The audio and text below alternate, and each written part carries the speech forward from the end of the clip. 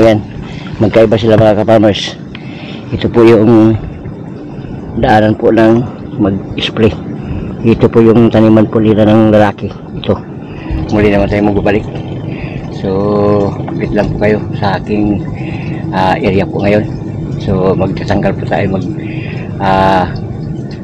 lalagay po tayo ng kanal, o lalakihin po natin yung mga kanal po natin mga ka-farmers sa ating area po ngayon, dahil bukas po tayo po ay magpatanim na sa awa ng Panginoon. Ay nakapag-land prep na po tayo. So bukas ang ating pagtanim po ng ating palay. So ito yung pinaka mahirap talaga, yung land preparation. So sabi ko kanina, bukas ay magtanim na po tayo. So makapag-relax na ang ating katawan. Kung lang sa pasyal-pasyalan na lang po natin ang ating palay pagkatapos po ng ating pagtanim. At least sa land preparation po ay natapos na. Yan ang pinakamahirap talaga, yung paglilinis ng dike, pag-like, ganyan. So ngayon kita ko sa inyo kung ano na pong sitwasyon po ng ating italim bukas sa ating area. So mga ka-farmers, ito na po ang ating area po ngayon. Malinis na tingnan. Tapos yung pula po natin ay nailagay na po natin sa gitna. Hindi ako nakapag-video kanina dahil malakas ang ulan. So ngayon makulumlim pa ang panahon. Sana bukas hindi po uulan para tuloy-tuloy ang ating pagtanim. So ngayon po ang gagawin po natin ngayon po ay talakihin po natin yung mga butas, yung ilag, yung kinakita nila. Wala kasi akong dalang pala, kaya lakihin po natin para kung sakali uulan bukas ay malakas, ay makuha yung matulin, pagkuha yung mga tubig. So ito, ayan, para makapunta agad sa kanal. Ayan. So laki. So yung may panti pang yung aluwal at sakar, yung italim po nila bukas, yung ilay tawag po nila, babae.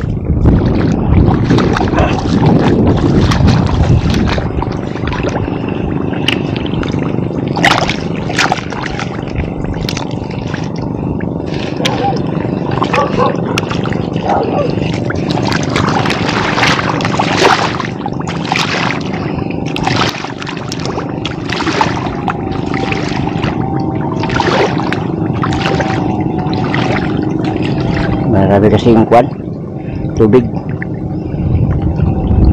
Yung gamit kasi namin dito yung marker. Kita ko sa inyo yung gagamitin po nila para makita po yung linya o guhit ng marker. Kung maraming tubig kasi hindi makita yung guhit ng marker. Kaya yung ginawa ko kanina, lakihin pa natin.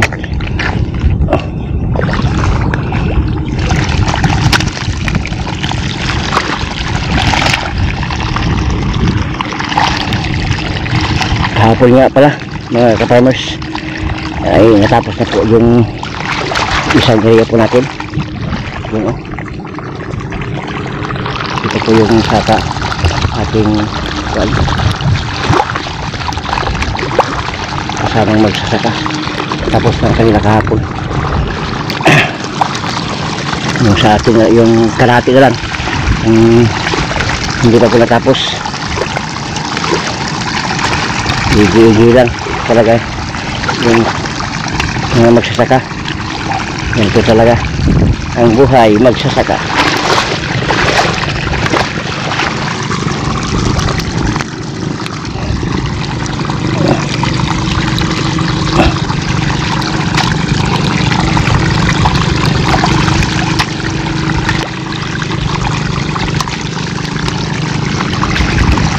Malakas na ang agos ng tubig.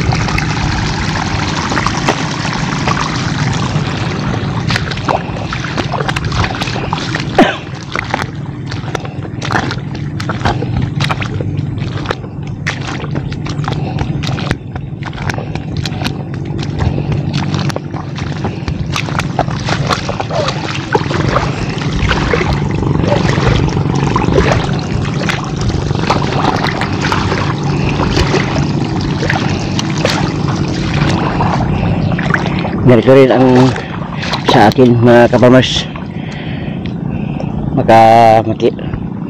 So makita nyo po ngayon may roong bakante. Yan. So dito po nila itatanim yung lalaki. Ito pong itinanim na ngayon ay ang babae. So dito ang taliman po lang lalaki, Arwan at Sakarto. So malaki ang daanan po kung saan gusto magdaan, kung panahon po lang pag-i-spray, pag-aabuno. Ayan.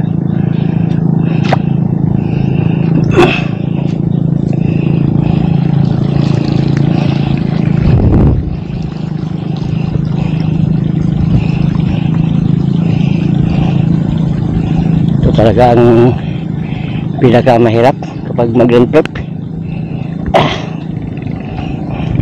Pero ngayon makatulog na po tayo, makapag-relax na. Dahil matapos na, muntik na matapos.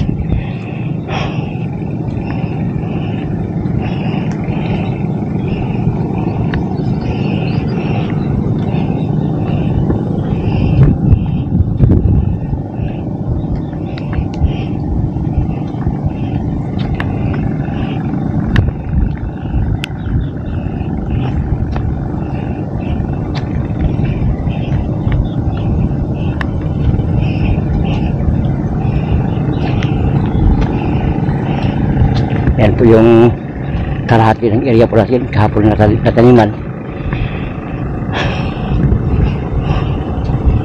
So kahapon nataniman na.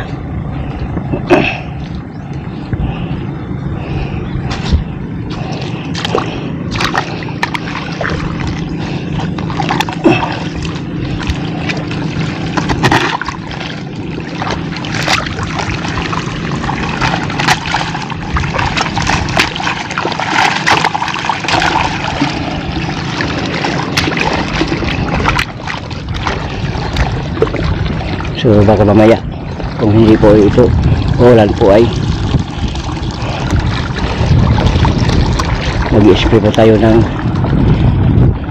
pamatay alcohol.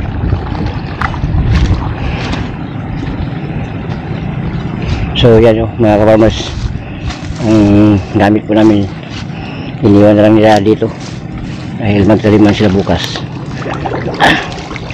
So yung tawag namin po dito yung marker.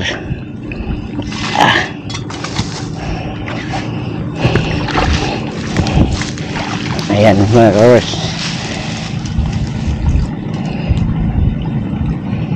yung isa po yung kuan, ito po yung crosswise nya, city.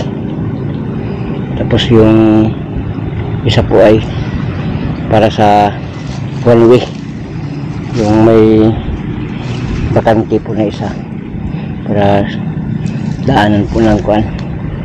So hindi natin kunin po natin, lagyan natin dito na.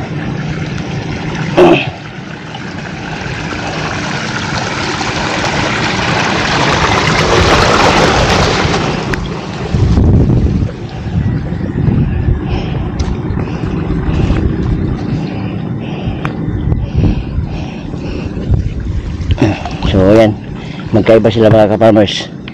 Ito po yung daanan po ng mag-spray.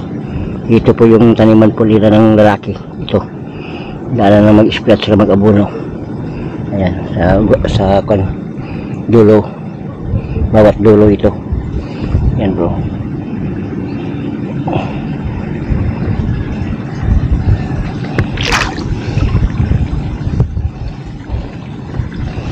Ilagay natin sa kabila para bukas okay na. Ayan. So ito po yung kalahati po nating area na taniman na, saka yung pamparaso kabila may arwan at saka may arto. Ayan. Yung pagtanim po namin ng kuan ng lalaki. So kahapon natapos ang babae. So isunod po nila 3 araw bago po itanim po yung arwan. Nga, pagkatapos 2 araw naman po pagtanim po ng arto. Ayan mga ka-farmers. Ito yung growers na tinatrabaho po natin. Iwan ko lang kung pagdating ng anihan kung saan nila yung binibinta po, pero yung iba na kumpanya po ay dito lang na sa amin binibili po ng gobyerno, binibigay po sa amin na magsasaka.